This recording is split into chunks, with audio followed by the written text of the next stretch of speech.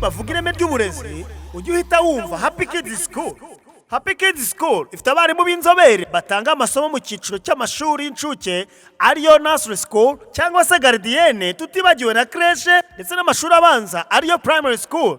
Mu cyiciro cy'amashuri y'incuke ariyo nursery school cyangwa se gardienne, tubafitiye amashuri yose uko ariyo baby class, middle class na top class.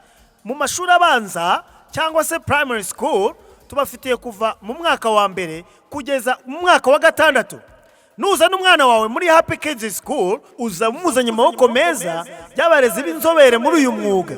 Iri shuri riherereye hari Gahanga iruhande rw'isoko ukase ku muhanda werekeza kuri Cricket neza imbere y'urusengero rwa ADP. Kushaka ibindi bisobanuro wahamagara kuri izi nimero zikurikira: 0788 30 66 83 cyangwa 0788 45 96 32. Zana umwana wawe ku ishuri ry'icyerekezo cy'ikinyagihumbi. I think everybody is happy with it. Yes. Everyone is happy with it? Yes. So right now where we are sitting is Kigali City. But when you go beyond there, the bridge, you are reaching in Bugesera district, as well as Eastern Province. Are you getting the point? To note down what you have seen and what has become unclear to you to understand. I think you have noted the question somewhere. Okay? Okay? Good. So what have you learned from here? What have you learned from the trip? What did you say? What was your observation? Yes, Kelly?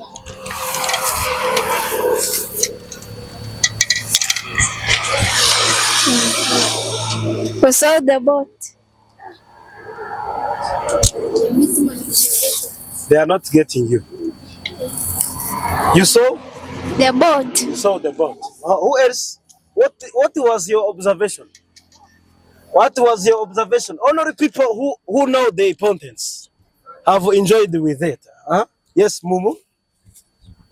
I saw swamps. You saw swamp. Who else? What else did you say? Okay, I can. Yes, Travis? Nyabarongo River. Travis has seen Nyabarongo River. I think everybody have seen, okay? Everyone has seen. Okay. So we have seen, as you said, we saw Nyabarongo River. Nyabarongo River, it is just water, and you know the importance of water. Water is very important in our lives. Okay? That I would like to ask you, is it good to drink water from the river directly? Is it good to drink water directly from river? No. Why? Because No, I want one person. One person. Yes, Bore?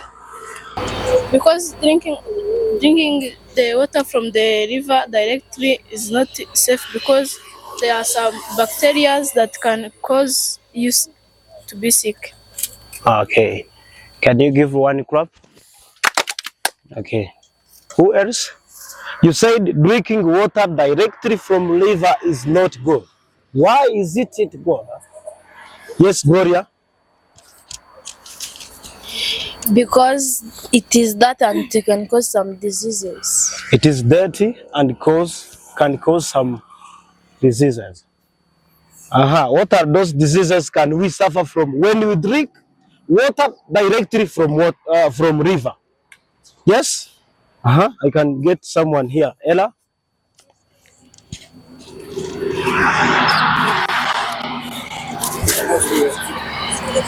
diarrhea. What? Diarrhea. We can suffer from diarrhea.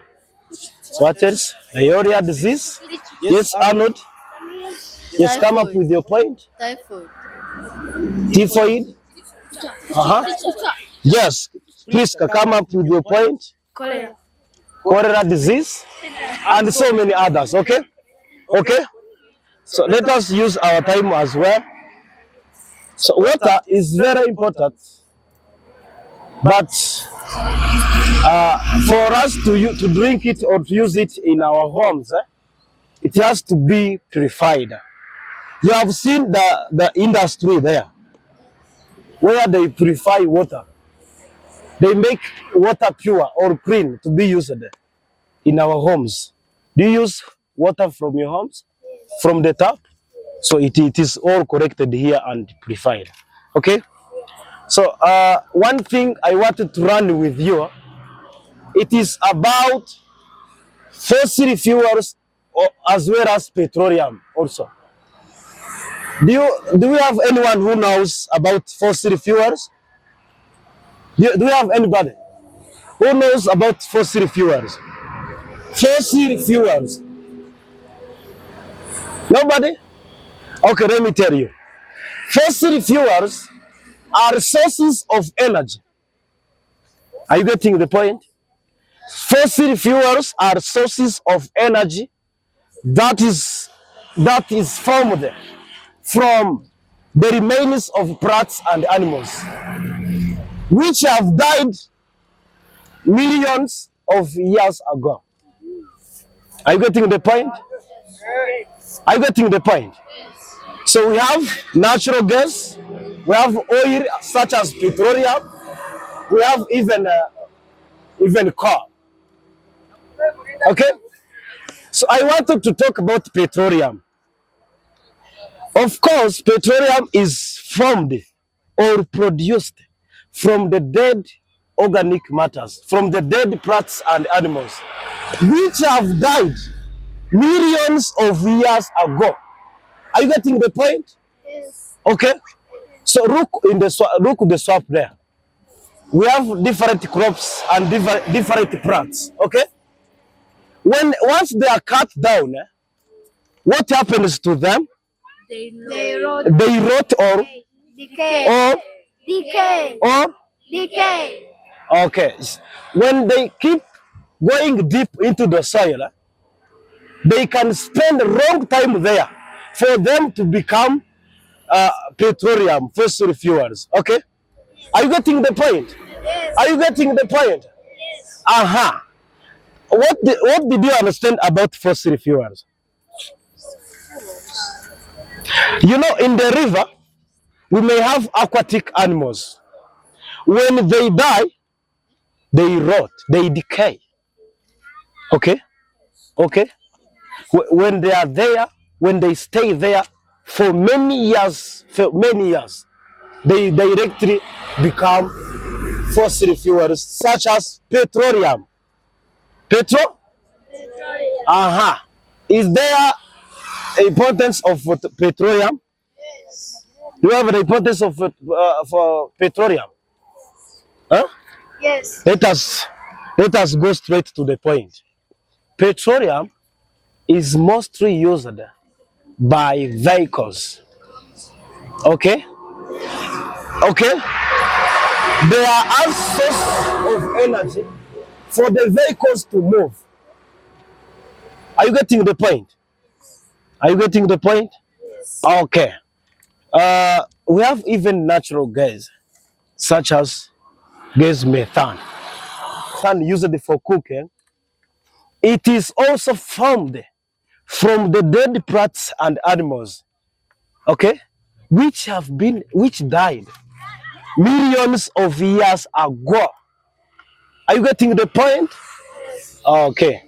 So is there a problem? Is it a problem to use petroleum? Is it a problem to use petroleum? Sometimes. What is the problem now?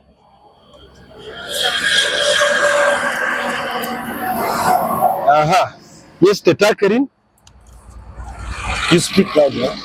You stand. Some vehicles, when they are using petroleum, they release carbon dioxide, which can destroy the ozone layer. Which can destroy the ozone layer. Can we give flowers? Okay, very nice. Petroleum, when vehicles are using petroleum, so let me first talk about this. Petroleum is made with a lot of carbons. When they are burnt, they release carbon dioxide and other greenhouse gases. Okay? When they increase in the atmosphere, they are going to destroy ozone layer and hence causing global warming. Are you getting the point?